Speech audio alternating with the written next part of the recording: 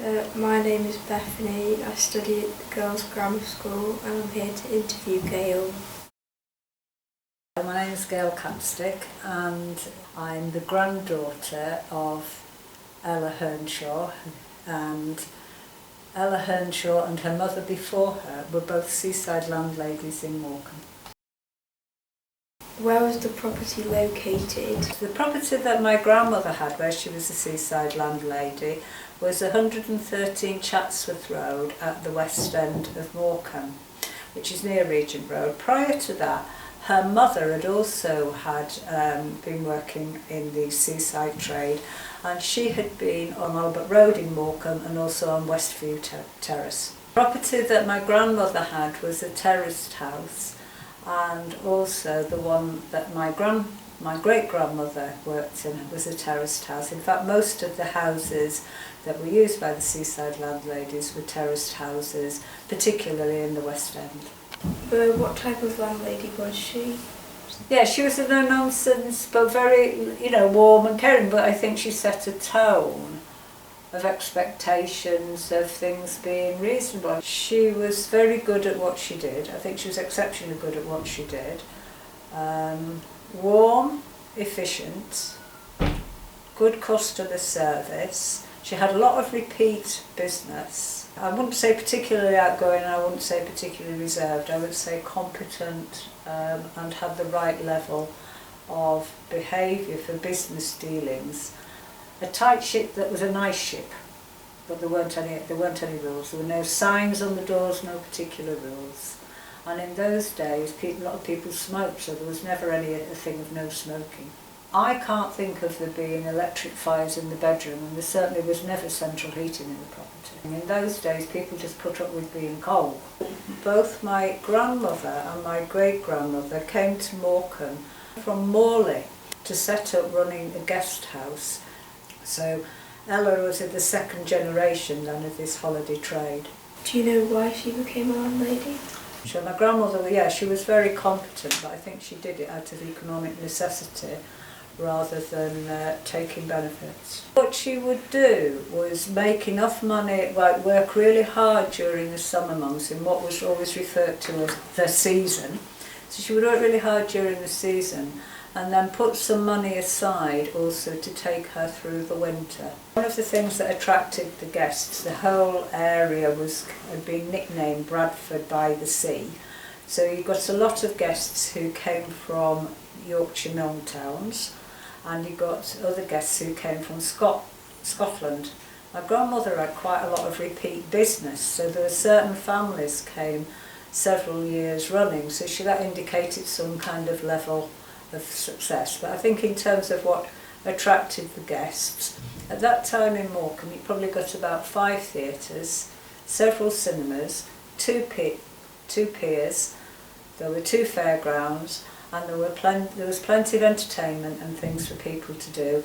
There were deck chairs on the promenade, there was Happy Mount Park, people could go up to Heysham. Everything you could do without a car, because most people came on the train, and you could do it by bus. So things were within a small geographical location. Did she employ staff or rely on family? Yeah, with my grandmother she didn't employ staff, she did it all on her own. When I was 14, it was my first holiday job, and I helped out in the season, but she paid me. I think my role at that accommodation, and also for the 2 other years when I also worked for other people and some for my granny, were very much things like the menial jobs like washing up and bring me, fetch you, carry me. So up and down flights of stairs with different things, emptying bins. In those days, most of those houses would only have one or 2 bathrooms, so there would be kind of emptying gazundas, which was a kind of a chamber pot, and a whole load of delights of the job. So it would be running errands, carrying back potatoes, shelling peas, washing up. Never the cooking, my grandmother did the cooking. Where did the guests come from? Well, the guests came, I think I mentioned that before, from Yorkshire. And there were very much, the tradition was that particular mill towns had particular weeks. So it wasn't just people who worked in factories that came. but it might be there would be a Rochdale or particular areas, Bradford, and rather than everybody taking the holiday at once.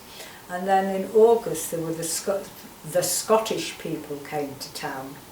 So there were a couple of weeks when people came from Scotland, and as a child I knew I had to be really polite, but I really struggled to understand the accents. Sometimes I would get some tips, and I'd either get a florin, which was 2 shillings, or a half a crown, which was 2 and 6. Did the landlady get a chance to go out? In the season, my grandmother was certainly not doing very much socially. It was mainly work.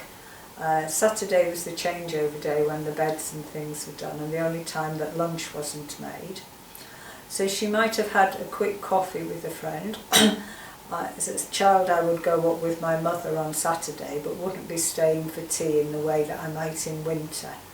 And I think, again in the evenings, I don't think she was really doing things socially, although she was a member of a business club. In the clothes season, it was a totally different kind of life.